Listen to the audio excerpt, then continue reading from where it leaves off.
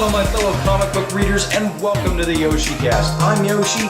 Today is Tuesday, September 25th, 2018, and this is episode 19 of Bag and Board. Yoshi! Thank you everybody for joining me as we go over the comics I picked up last week and take a ridiculous amount of care of bagging and boarding them. I'm also going to answer a viewer question I got on YouTube, so let's just jump right into this week's books. So the first book I've got this week is Mystery Science Theater 3000, issue number 1 from Dark Horse Comics. This was on my comic book store's recent wall. It didn't come out last week, but it was on their recently received books. And it's issue 1. I'm under the impression from the Dark Horse website, issue 2 is out. I don't recall seeing that at my comic book store, but honestly, I wasn't looking too hard. But let me go ahead and talk about this book as I take a ridiculous amount of care bagging and boarding this guy. I've had a very interesting last 2 weeks, I would say. For some reason, I can't explain it.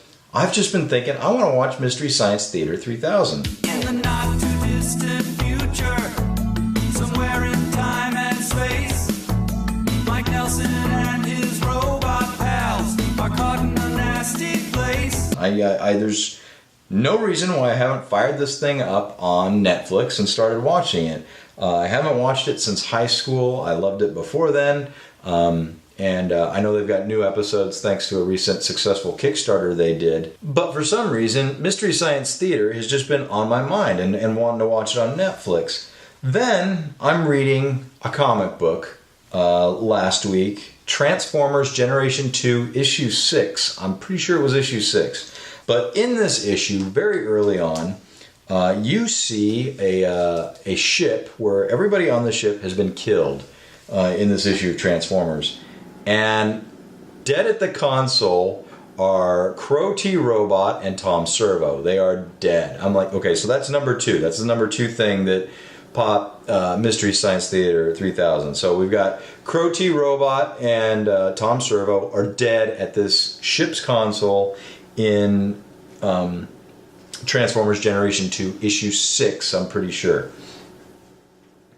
And then I'm at the comic book store and I see the cover and I'm like, okay, I'm just having too much Mystery Science Theater pop up for whatever reason. I'm buying this book and I'm giving it a shot. And I did. And I read this and let's say I'm going to get issue 2. Do I like it? I like it. Do I love it? I don't know that I love it. Much like the show for me, I never was really into the parts of the story, as you can see here through these pages, that were not actually making fun of a movie. So almost the first half of this book is talking about, it's just the characters very quickly introducing themselves. I feel like for hardcore MST3K fans, there are some hidden jokes here that are just over my head.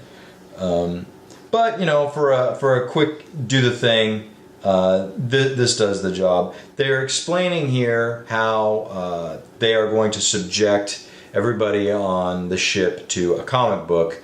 And basically, same thing like in the show, except they're making fun of the comic book instead of the show. And they've come up with an interesting word bubble gimmick to let you know when one of them is heckling or making fun of the movie as opposed to dialogue within the comic book.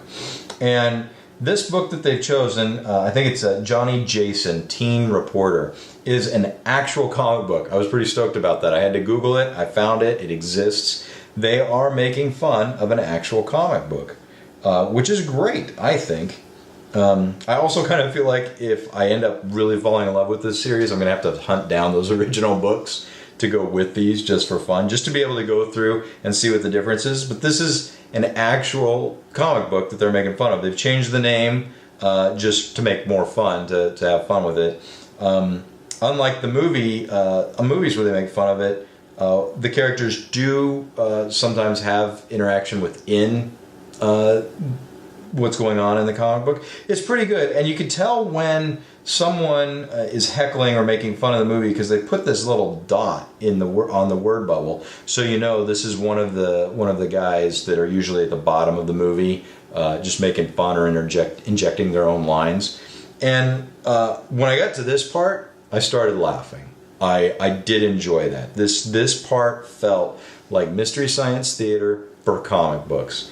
And I also feel like they said, or I read somewhere, probably on the Dark Horse website, that this is only supposed to go for 5 or 6 issues. I'm going at it one issue at a time. I'm interested enough now to try issue 2. This did not end. This book did not end with them doing a cut back to their ship for a commercial break or anything like that. It just ended, I would say, a third of the way through the original comic. So I guess this 4, 5, 6 issue run is going to be all within this comic. It's not going to be multiple comics. At least that's my first impression. I don't know for sure. But I did laugh. I laughed out loud more than once.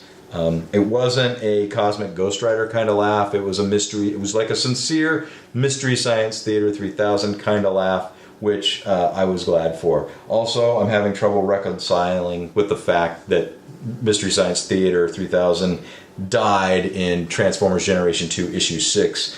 As you know about me, I'm a huge Transformers fan. Transformers is canon, so I'm having trouble placing this.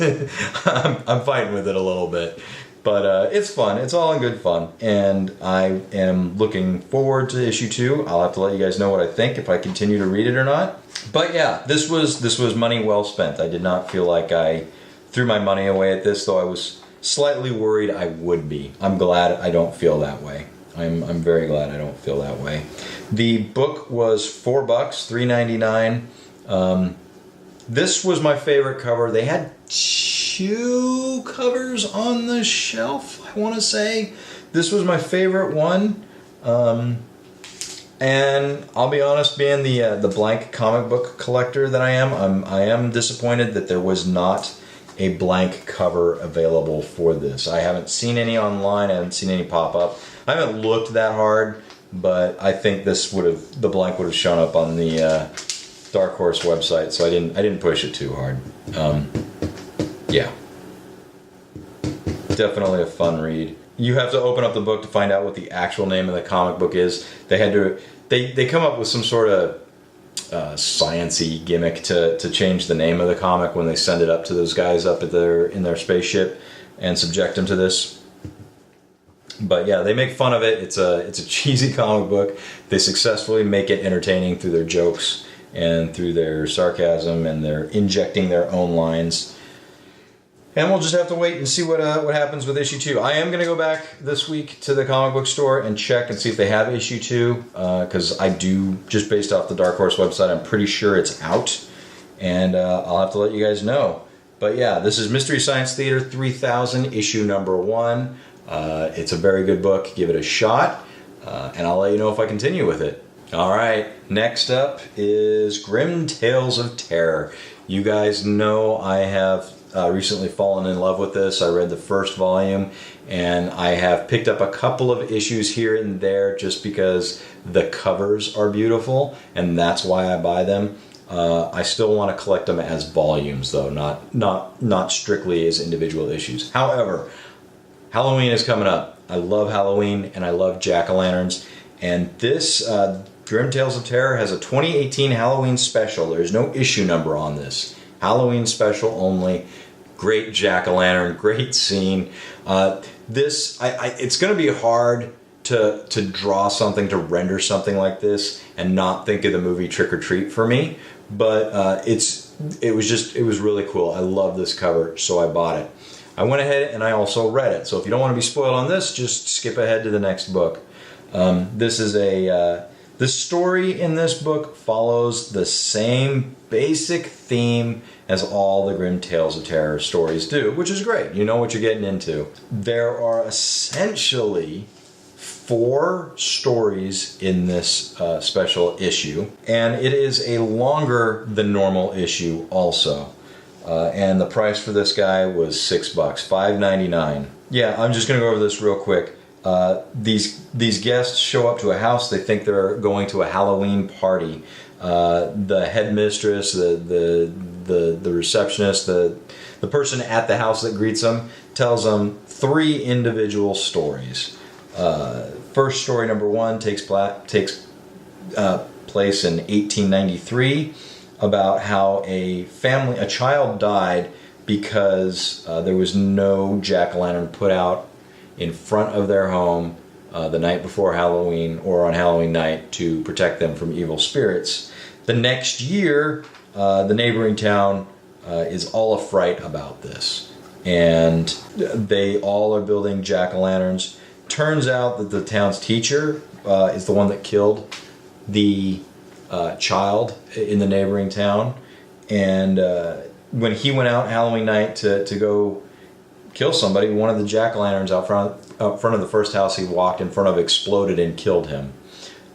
We cut to the next story about a scarecrow. The story is about living people who have their innards are straw from scarecrows, or scarecrow straw, or just straw, and how they take over other people's bodies. And it's a deeper story than that. I'm trying not to give away everything to you, so there's some interest there. But it's been going on for a very, very long time. And this was a good story. I like this story. And I can't put my finger on it. Maybe because it's a good combination of historical fiction and modern day fiction. And it's an interesting take on the Scarecrow being a villain or a bad guy or a bad demon that I hadn't seen before. So I really enjoyed that story.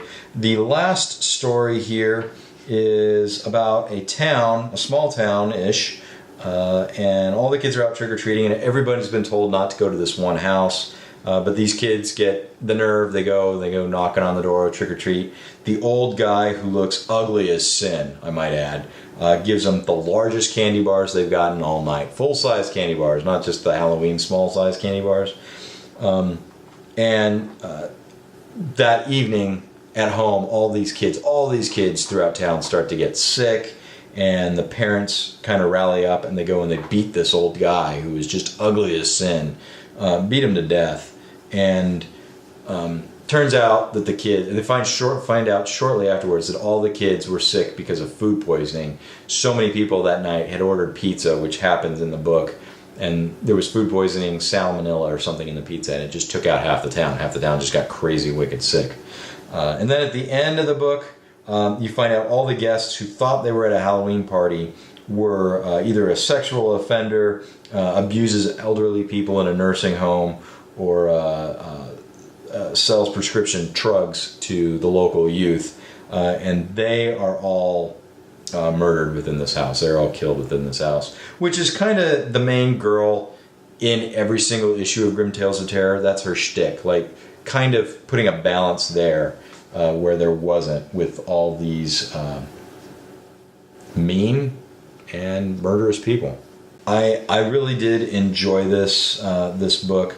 The stories didn't feel rushed, and it's a longer than average comic book, so I think that helped. I'm sure the stories could be longer, but I think it brought out the best in these writers when they put these together. It flowed very well. I really did enjoy it, and God, I just love this cover art. This cover art is gorgeous. I'm so glad I got this. This was an order online. My local comic book store did not get this guy. And there it is, Grimm Tales of Terror, the 2018 Halloween special, $6 book. Gorgeous cover, solid stories inside. I really enjoyed this, and if you guys have been enjoying these horror books as I've been talking about them, pick this one up. It's worth it. It's a good book. All right, everybody. Next up is a $1 True Believers book. That's right. This is a reprint of the first appearance of the Punisher in The Amazing Spider-Man 129. I'm pretty stoked to have this. I know that there were other True Believer books that came out this week, but my comic book store didn't get any of them. So I went with this one because I really wanted this one. And yeah, I'm stoked to have it. Getting this book in my Punisher collection, the first appearance, I think is the most expensive book I need to hunt down. I'm still going to hunt down the original. I'm really glad I have this reader copy that I can just throw around and enjoy. I picked up a couple of them because at $1, how can you not? There is the cover for Amazing Spider-Man 129, the first appearance of Punisher. I'm glad they included this in there. I was kind of thrown off, honestly, that the cover was altered on this one. I don't recall them doing that on other True Believer books, True Believer reprints. And this is actually the first time I have seen inside this book, and I can tell you just from my quick glances here, I'm stoked that the Punisher seems to be woven throughout the entire issue. I, for some reason in the back of my head, just had this feeling that he was only had a bit part in the book, but I'm glad he's got what appears to be a large part, so I'm getting excited to read this. I think the biggest reason why I haven't just gone ahead and read this reprint and started going is because I don't have the issue after this. I think like the first 4 or 5 Punisher appearances are in early Amazing Spider-Man comics, which I don't have yet. So here we go, the $1 True Believers reprint of the first appearance of Punisher in the Amazing Spider-Man 129. Again, for $1, a key issue. I just can't pass it up, especially this one that I want in my collection so badly. So yeah, there we go. So next up, I'm going to point you to the secondary cam here, and you can see the name coming through. Picked this up at my local comic book store. Thanks to Jeff, who works there. He knows I am in love with blank covers. He didn't know that I'd be interested in this one. He only put one in my pull list, but without my asking, he went ahead and did put it in my pull list. This is the blank variant for the Return of Wolverine issue number 1. I have seen this one come up online, and I didn't reserve it, I didn't save it, I didn't keep it, because in my experience, the covers, the blank covers that have something other than the title, so this is Return of Wolverine, usually the logo is large and hideous and it messes up the entire blank cover. This one doesn't. This one is very clean, very nice, very beautiful, and I'm glad he put it in my box. And he said he scrutinized over the ones that they received in their shipment to make sure I got the nicest one, and it meets those standards. It is a very pretty book. There are no dings or scratches or anything wrong with the cover, and I only bring that up and I'm making a big deal about that because recent online orders I have received of blank covers have had issues. Every single one. We're talking titles of books I haven't shown here on Bag and Board because I don't want them in my collection. They're that messed up. But this one, this is gorgeous. I'm really thankful for Jeff for doing that. I think I'm happy with just one. Oftentimes I'll get multiples of blanks. But yeah, if it had just said Wolverine or it's Uncanny X-Men or something in that line, I would have picked up more copies. But the Return of Wolverine, I'm happy to have one blank variant. And yeah, I'm really thankful for the comic place for doing that for me. And there it is, everybody. The blank variant for Return of Wolverine, issue number 1 from Marvel Comics. Nothing on the front cover other than the logo, the company, the issue number. The back just has a very small vertical barcode. This is beautiful. This is the way blank covers should be. And it's a nice one. You should grab it if you need one. So, my last book for the week. And this book is helping round off my Punisher storyline that I need from his first appearance in Amazing Spider-Man 129 all the way through all the books he crosses over to get to Punisher issue 100. This is Peter Parker, the Spectacular Spider-Man, issue 81. A very cool cover here with Cloak and Dagger. Punisher is not on the cover, but he's in the book. And let's go ahead and take a ridiculous amount of care bagging and boarding this guy. Here it is, everybody. Peter Parker, the Spectacular Spider-Man, issue 81, with the Punisher helping me round off my Punisher collection. That's a beautiful looking book, and I'm looking forward to reading these. Thanks for joining me, everybody, this week. And before I sign off, I want to answer that viewer question I got on last week's video. Question comes from Dinobot Maximize, and he wants to know, what am I using to prop up my comic book back there, and how often do I rotate it out? Well, that's a great question, Dinobot. This is a very simple wireframe stand I bought off of Amazon. I will go ahead and include a link to that below. I own a bunch of these, actually. As far as on my back wall here, honestly, when I'm done recording, the books come down. I don't leave them up on that wall. I do, in my living room, have a very nice display case, and in that, I have these things on every shelf. I have 2 per shelf, sometimes 3 per shelf, depending on what kind of a visual setup I'm trying to do with my comics. And I rotate that out about every 30 days, about once a month or so.